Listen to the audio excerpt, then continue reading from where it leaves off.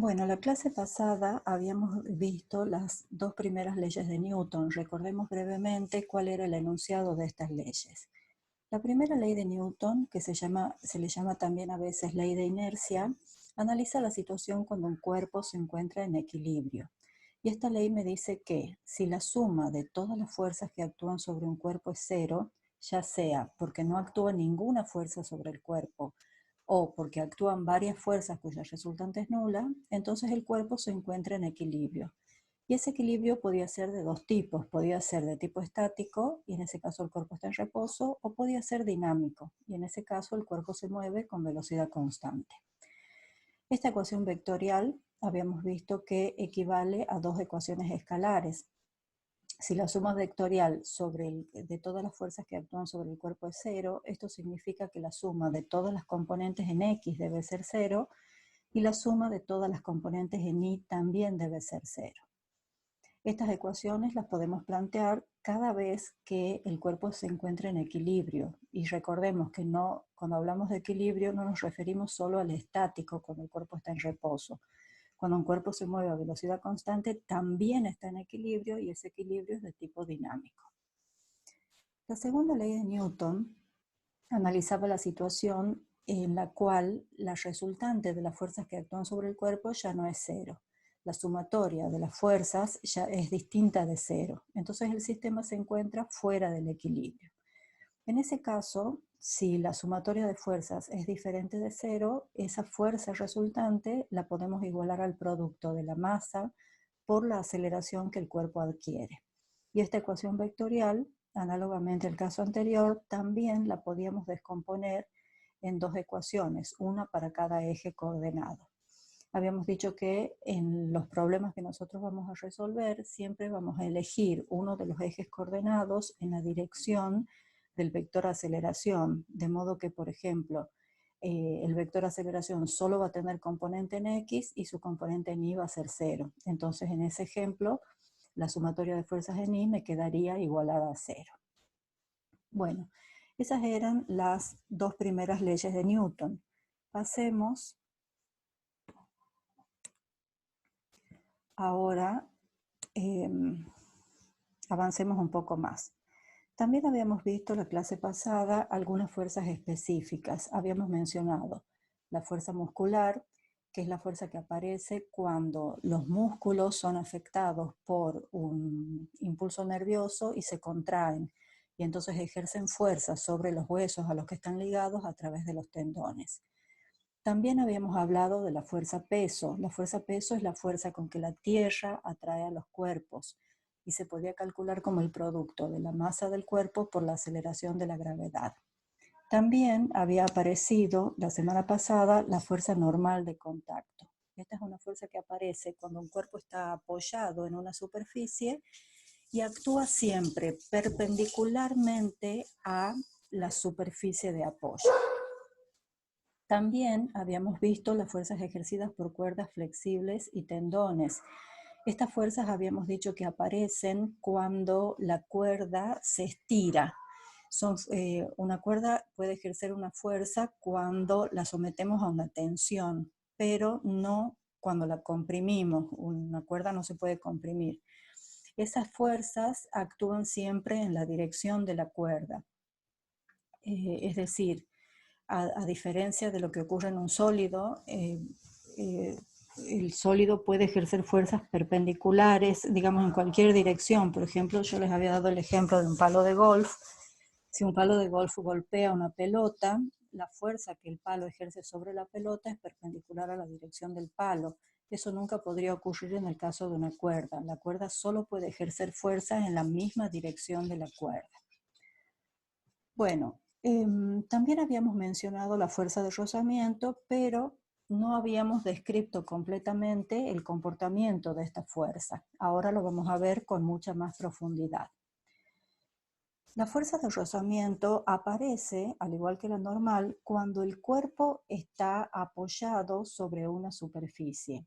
Pero, a diferencia de la normal, que actúa perpendicularmente a la superficie de apoyo, la fuerza de rozamiento actúa sobre el cuerpo paralelamente a la superficie de apoyo. Y esta fuerza tiene un sentido tal que se opone al movimiento del cuerpo, si es que el cuerpo está en movimiento, o al posible movimiento del cuerpo, si es que el cuerpo continúa en reposo. Bueno, vamos a analizar un poquito el caso en el que la fuerza de rozamiento es estática. La fuerza de roce puede ser de dos tipos. Es estática si el cuerpo está en reposo sobre la superficie de apoyo, y va a ser una fuerza de roce de tipo dinámica si el cuerpo se está moviendo. Entonces, empecemos analizando la fuerza de roce estática. Supongamos que tenemos un cuerpo apoyado sobre una superficie, ¿sí? Por ejemplo, un armario apoyado en una superficie. Si nosotros quisiéramos poner en movimiento el armario, entonces empezamos aplicándole una pequeña fuerza F, pero observamos que el armario no se mueve. ¿Por qué no se mueve si le estamos aplicando esta fuerza F? Si observamos que el cuerpo no se mueve, eso se debe a que el piso aplica sobre el cuerpo una fuerza de rozamiento estático que está equilibrando a la fuerza que yo le estoy aplicando al cuerpo. De modo que la fuerza resultante en la dirección horizontal sigue siendo 0 y el cuerpo puede permanecer en reposo, ¿sí? Entonces, dijimos, tenemos un cuerpo apoyado en una superficie, le aplicamos una pequeña fuerza y observamos que el cuerpo no se mueve. Si eso ocurre es porque el piso o la superficie de apoyo está aplicando una fuerza que debe tener el mismo módulo de la fuerza aplicada para que la sumatoria de fuerzas sea 0 y el cuerpo pueda mantenerse en equilibrio estático. Entonces, ¿qué pasa si nosotros aumentamos la fuerza aplicada? Aumentamos un poco la fuerza aplicada y seguimos observando que nuestro armario no se desplaza. Eso va a significar que el piso también ha tenido que aumentar la fuerza de roce estático que le aplica al armario.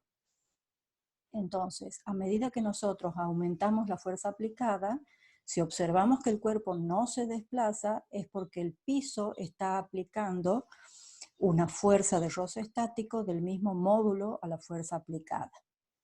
¿Sí? Cuando empujamos un auto, por ejemplo, nos podemos dar cuenta de eso. Empezamos aplicándole al auto una fuerza pequeña, vemos que el auto no se mueve. Aumentamos la fuerza aplicada, vemos que el auto no se mueve. Ahora, si nosotros seguimos aumentando la fuerza aplicada, va a llegar un momento en que vamos a observar que el auto se mueve. ¿Y eso a qué se debe? Eso se debe a que el piso tiene una cierta capacidad para aplicar fuerza de roce estático sobre el cuerpo. Es decir, la fuerza de roce estático que el piso es capaz de aplicar tiene un valor máximo. Si nosotros, digamos, el cuerpo va a permanecer en reposo mientras la fuerza que nosotros apliquemos sea menor o igual a la fuerza de roce estático máxima. Si nosotros aplicamos una fuerza externa superior a la máxima fuerza de roce estático que el piso puede aplicar, entonces ahí vamos a conseguir que el cuerpo se mueva. Cuando el cuerpo se mueve, la fuerza de roce ya no es estática, va a ser una fuerza de roce de tipo dinámica. Bien, entonces, la máxima fuerza de roce que el piso es capaz de aplicar depende de las características de las superficies en contacto y depende de la fuerza normal. La máxima fuerza de roce estático se puede escribir como el producto entre un coeficiente, que le vamos a llamar coeficiente de roce estático, multiplicado por la fuerza normal.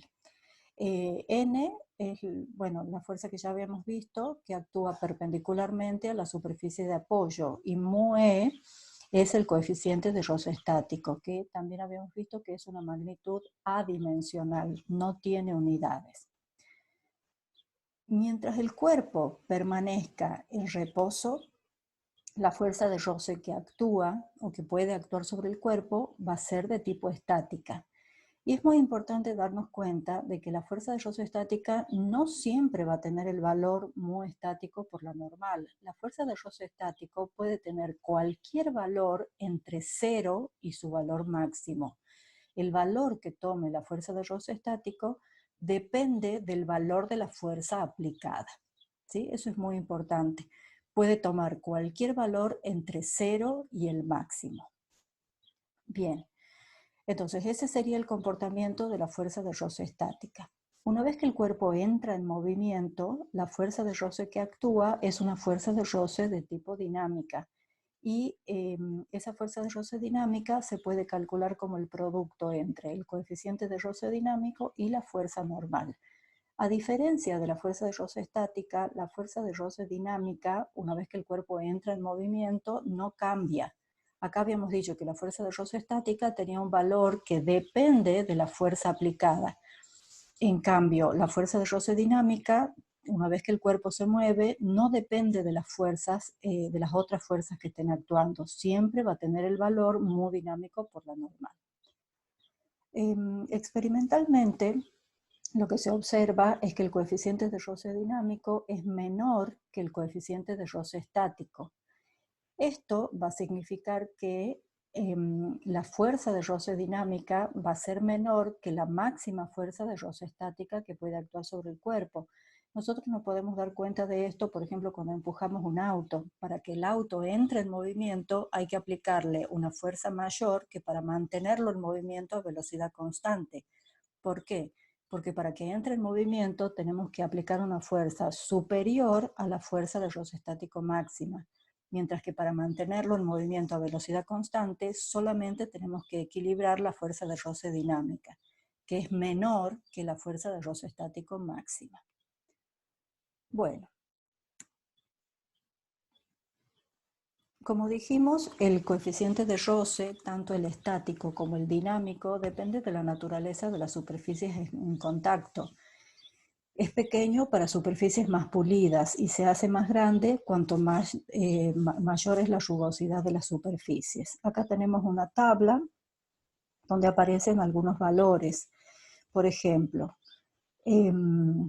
para la cabeza del fémur, con la cadera y con líquido sinovial, el valor del coeficiente de roce estático es aproximadamente 0,003. Ya hemos dicho que no tenemos unidades. Un lubricante industrial, por ejemplo, tiene un coeficiente de roce mucho mayor, de 3 órdenes de magnitud mayores, aproximadamente 0,1. Si, digamos, ¿cuál es la función de un lubricante? Un lubricante lo que hace es meterse entre los intersticios y rellenar, digamos, las rugosidades que presenta una superficie. Y de esa forma facilita el deslizamiento entre una superficie y otra. En una articulación, por ejemplo, si no tuviéramos lubricantes que disminuyan el coeficiente de roce, el movimiento de hueso contra hueso sería muy penoso y muy doloroso. Por eso es que tenemos cartílagos, ¿no es cierto?, que alrededor de los huesos, y entre los huesos tenemos también lo que se llama el líquido sinovial. Esto disminuye enormemente el coeficiente de roce dinámico, que va a ser del mismo orden del mu estático, aproximadamente hemos dicho 0,003. Es muchísimo más chico si lo comparamos, por ejemplo, con el coeficiente de roce para un lubricante industrial. O sea, es mucho más eficiente la disminución del rozamiento que tenemos, por ejemplo, en alguna de nuestras articulaciones. Otros ejemplos de valores de coeficientes de roce en el reino animal podemos mencionar, por ejemplo, las palmas de las manos y las plantas de los pies de los primates, que son muy rugosas y tienen un coeficiente de rozamiento extremadamente alto, del orden de 3. Acá en la tabla, si nos fijamos, en general los coeficientes de roce son menores que 1, solamente en el ejemplo de goma contra sólido toma valores más o menos entre 1 y 4, pero en general los coeficientes de rozamiento son menores que 1. Acá, en el ejemplo de los primates, sobre una superficie dura y pulida, el coeficiente de roce es muy alto. Para una persona, sobre la misma superficie, el coeficiente de roce es del orden de 1. Y por ejemplo, para una cría de ardilla, en las mismas condiciones, el coeficiente de roce toma el valor más o menos 0,7.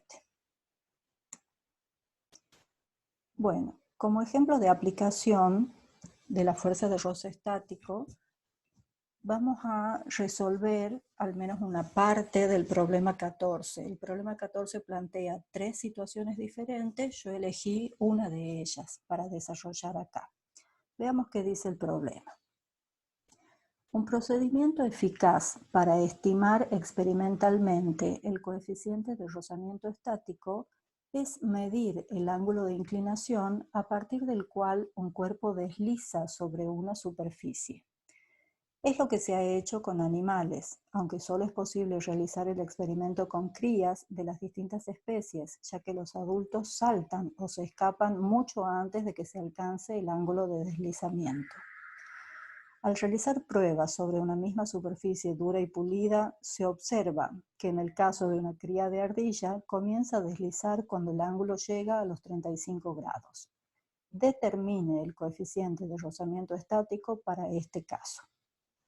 Es decir, en este problema se sitúa la cría de ardilla sobre un plano inclinado y lo que hacemos es aumentar paulatinamente el ángulo del plano inclinado, es decir, lo inclinamos cada vez más esa rampa sobre la que se ha colocado la cría. En algún momento, para un determinado valor del ángulo, vamos a observar que la cría empieza a deslizar. Entonces, a partir de saber que eso ocurre, el deslizamiento ocurre para un ángulo de 35 grados, tenemos que determinar el valor del coeficiente de roce estático. Bueno, para analizar este problema, yo hice acá 2 esquemas. En el primer esquema representé al cuerpo, que podría ser la cría de ardilla, ubicado sobre el plano inclinado, que está inclinado a un ángulo alfa pequeño, digamos. Las fuerzas que actúan sobre la ardilla serían el peso de la ardilla, la normal, y la fuerza de roce, que es estática. Es estática porque la ardilla no desliza, observamos que está en reposo sobre el plano inclinado. A su vez, la fuerza peso la descompuse en su componente P sub I y su componente P sub X. ¿Qué pasa si nosotros aumentamos el ángulo de inclinación? Al aumentar el ángulo de inclinación, lo que se observa es que, si bien la fuerza peso es la misma porque es el mismo cuerpo, la componente X del peso aumenta. Y si la ardilla permanece en reposo, eso se debe a que la fuerza de roce estática también ha tenido que aumentar para poder equilibrar a la componente X del peso. Es decir que lo que está sucediendo es que a medida que nosotros inclinamos más la superficie de apoyo, o sea que aumentamos el ángulo alfa, aumenta la componente del peso en la dirección de esa superficie. Y entonces, para mantener al cuerpo en equilibrio, la superficie tiene que ejercer una fuerza de roce estática cada vez más grande, o sea, una fuerza de roce estática que tome el mismo valor que la componente X del peso y la pueda equilibrar. Ahora, para un determinado ángulo, la fuerza de roce estática va a tomar su valor máximo. Entonces, si nosotros aumentamos más todavía el ángulo, la componente X del peso va a aumentar, pero la fuerza de roce ya no va a poder aumentar. Y entonces el cuerpo va a empezar a deslizar. Entonces, para poder calcular el valor del coeficiente de roce estático, nosotros vamos a suponer en este dibujo que estamos en la situación donde la fuerza de roce está tomando su valor máximo. Es decir, que si nosotros aumentáramos un poquitito más el ángulo, ya el cuerpo deslizaría. ¿Por qué? Porque aumentaría la componente X del peso, pero la fuerza de roce ya no podría aumentar. Entonces estamos en la situación de movimiento inminente para el cuerpo.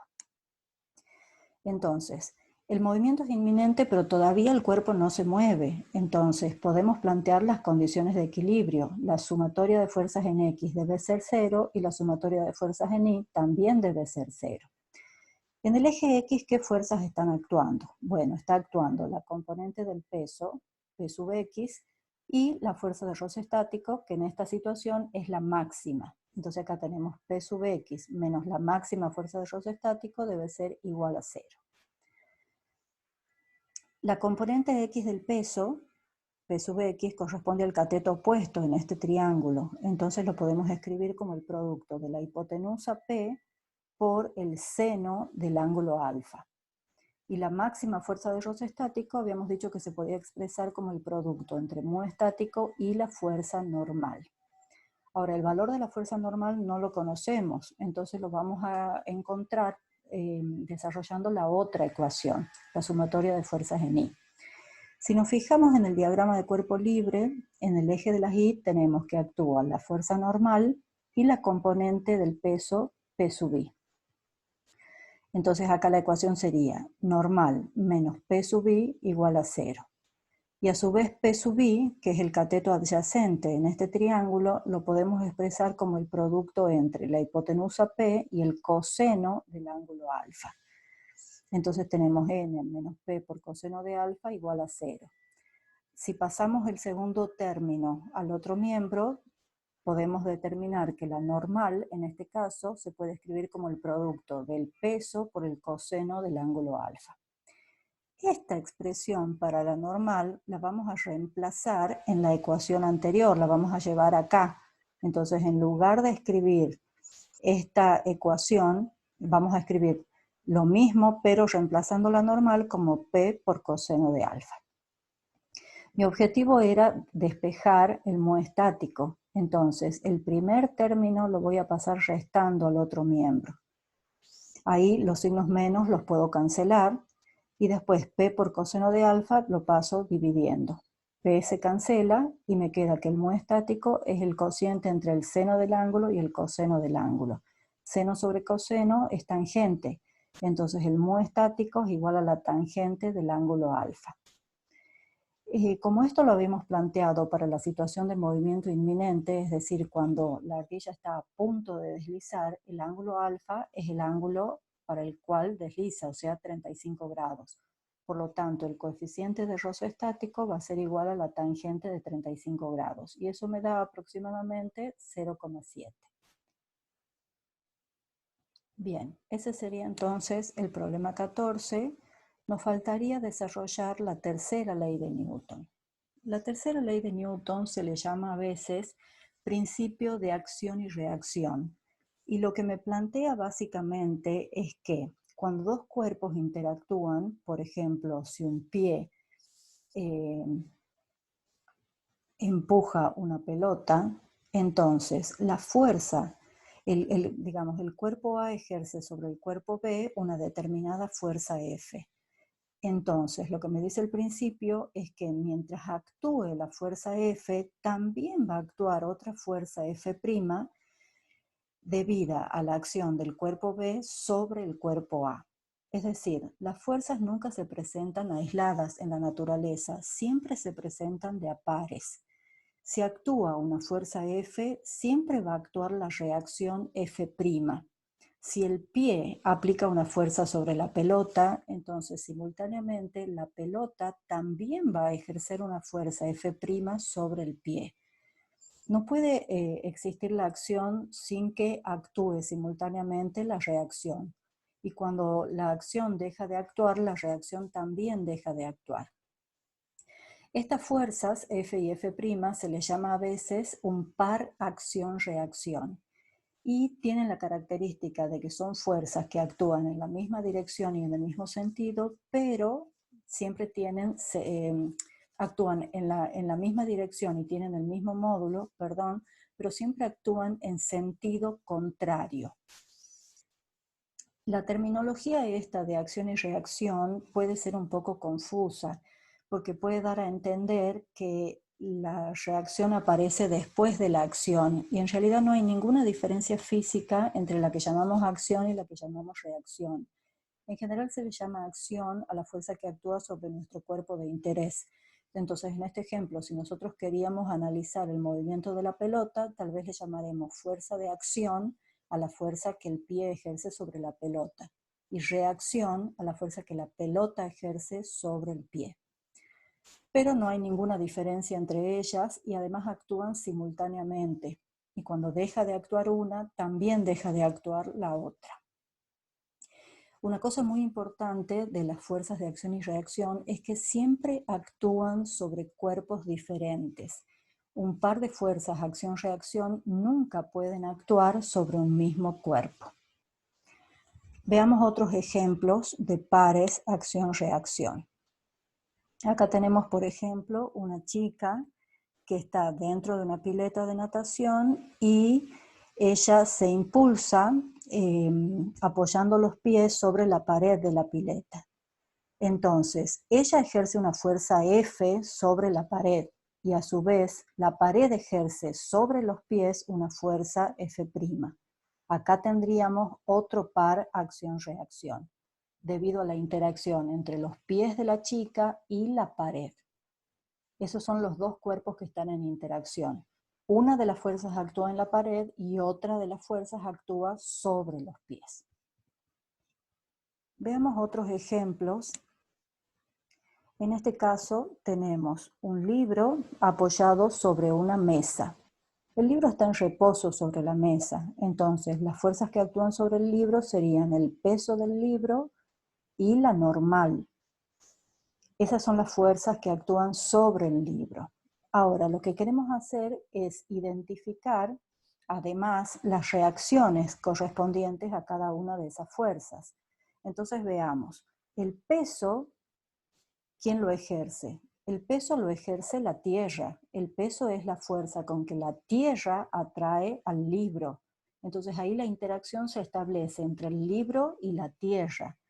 Entonces, la reacción de la fuerza peso va a ser una fuerza RP, reacción del peso, que actúa en la Tierra. Entonces, así como la Tierra atrae a cada uno de los cuerpos que están cerca de ella, cada uno de esos cuerpos atrae a la Tierra, ejerciendo sobre la Tierra una fuerza vertical y hacia arriba. Estas dos fuerzas tienen el mismo módulo y actúan en la misma dirección, pero tienen distintos sentidos y por supuesto actúan sobre cuerpos diferentes. Uno actúa en el libro y la otra fuerza actúa en la tierra. La otra fuerza que actúa sobre el libro es la normal. ¿Y quién aplica la normal? La normal la aplica la superficie de apoyo, la mesa en este caso. Entonces, acá esta fuerza manifiesta la interacción entre el libro y la mesa. Entonces, una de las fuerzas actúa en el libro y la reacción actúa en la mesa. Entonces, N es la fuerza que la mesa ejerce sobre el libro y Rn es la fuerza de reacción que el libro ejerce sobre la mesa. Entonces, N y Rn son un par acción-reacción, P y Rp conforman otro par acción-reacción. Veamos un último ejemplo. En este ejemplo tenemos un hombre que empuja un cajón. Acá están dibujadas los distintos pares acción-reacción. Analicemos primero cuáles son las fuerzas que actúan sobre el cajón. Sobre el cajón actúa la fuerza F que aplica el hombre, actúa el peso con que la tierra atrae al cajón, actúa la normal que la superficie de apoyo ejerce sobre el cajón y actúa una fuerza de rozamiento que será dinámica si el cajón está en movimiento o será estática si el cajón está en reposo. Entonces, sobre el cajón actúan 4 fuerzas. La fuerza que aplica el hombre, el peso que lo aplica la tierra, la normal y la fuerza de roce, que son aplicadas por la superficie de apoyo. Cada una de estas fuerzas posee una reacción. Entonces, esta fuerza F manifiesta la interacción entre el cajón y el hombre.